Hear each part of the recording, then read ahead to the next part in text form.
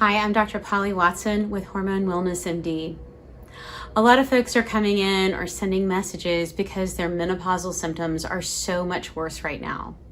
So today I want to talk about why COVID and the moment in history that we're all in with a pandemic, a lot of racial and social justice concerns, a divided country, a really important election coming up, why all of these stressors, maybe folks are doing virtual schooling at home while they're still trying to work.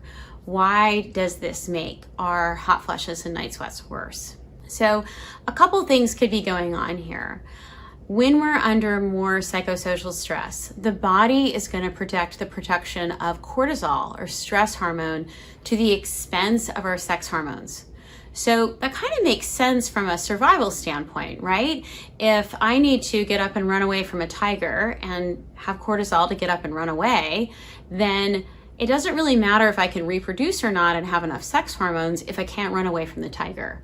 So the body preserves the production of stress hormones over the production of sex hormones. So higher stress levels are certainly something that a lot of folks are really struggling with right now, and that can make hot flushes and night sweats worse. Other things that could be happening are behavioral. So earlier in the pandemic, there were shortages of flour and people were doing a lot of sourdough bread baking and having a lot more refined carbohydrates maybe because they were home and they had time to bake, and that was a fun kind of lockdown activity that they could do together.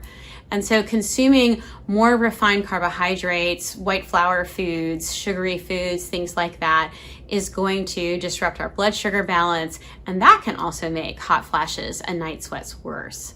So really dialing that back and trying to focus on whole intact foods, foods that are in their natural state. So instead of having a white flour product, have half a sweet potato or half a cup of quinoa, or some black rice or jewel rice would be a much better choice than a white flour product. And then the other thing that I've seen is that a lot of folks are drinking a whole lot more alcohol.